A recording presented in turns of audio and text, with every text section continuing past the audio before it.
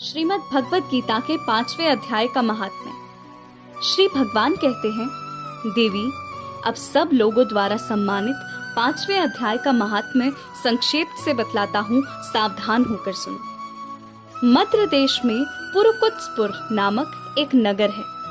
उसमें पिंगल नामक एक ब्राह्मण रहता था।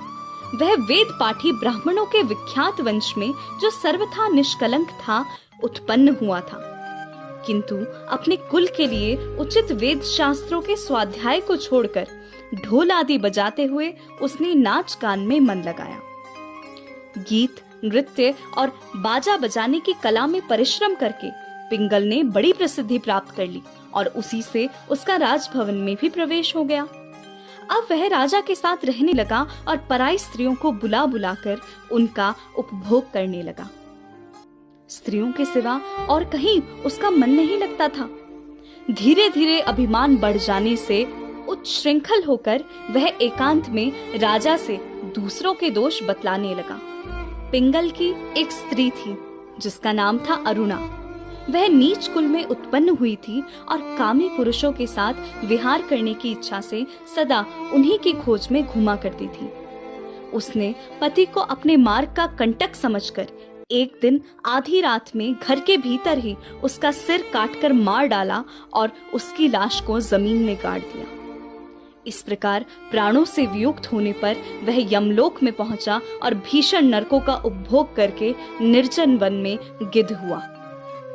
अरुणा भी भगंदर रोग से अपने सुंदर शरीर को त्याग कर घोर नरक भोगने के बाद उसी वन की शुकी हुई। एक दिन वह दाना चुगने की इच्छा से इधर उधर फुदक रही थी।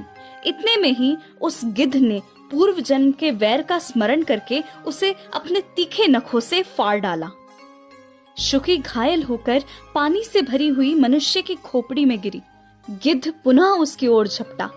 इतने में जाल फैलाने वाले बहेलियों ने उसे भी बाणों का निशाना बनाया। उसके पूर्व जन्म की पत्नी शुकी उस खोपड़ी के जल में डूबकर प्राण त्याग चुकी थी। फिर वह क्रूर पक्षी भी उसी में गिरकर डूब गया। तब यमराज के दूत उन दोनों को यमराज के लोक में ले गए। वहां अपने पूर्वकृत पाप कर्मों को याद करके दोनों ही भयभीत हो रहे थे। तदंतर यमराज ने जब उनके घृणित कर्मों पर दृष्टिपात किया, तब उन्हें मालूम हुआ कि उनकी मृत्यु के समय अकस्मात खोपड़ी के जल में स्नान करने से इन दोनों का पाप नष्ट हो चुका है। तब उन्होंने उन दोनों को मनोवांछित लोक में जाने की आज्ञा दी।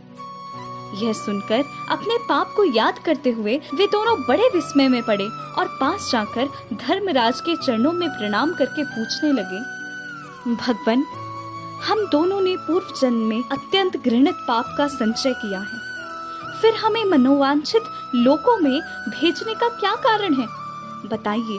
यमराज ने कहा, गंगा के किनारे वट नामक एक उत्तम ब्रह्मज्ञानी रहते थे। वे एकांत से भी ममता रहित, शांत, विरक्त और किसी से भी द्वेष न रखने वाले थे। प्रतिदिन गीता के 5वें अध्याय का जप करना उनका सदा का नियम था। 5वें अध्याय को श्रवण कर लेने पर महापापी पुरुष भी सनातन ब्रह्म का ज्ञान प्राप्त कर लेता है। उसी पुण्य के प्रभाव से शुद्ध चित्त होकर उन्होंने अपने शरीर का परित्याग किया था। गीता के पाठ से जिनका शरीर निर्मल हो गया था, जो आत्मज्ञान प्राप्त कर चुके थे, उन्हीं महात्मा की खोपड़ी का जल पाकर तुम दोनों पवित्र हो गए हो। अतः अब तुम दोनों मनोवांछित लोकों को जाओ, क्योंकि गीता के 5वें अध्याय के महात्म्य से तुम दोनों शुद्ध हो गए हो। श्री भगवान कहते हैं, सबके प्रति समान भाव रखने वाले धर्मराज के द्वारा इस प्रकार समझाए जाने पर वे दोनों बहुत प्रसन्न हुए और विमान पर बैठकर वैकुंठ धाम को चले गए।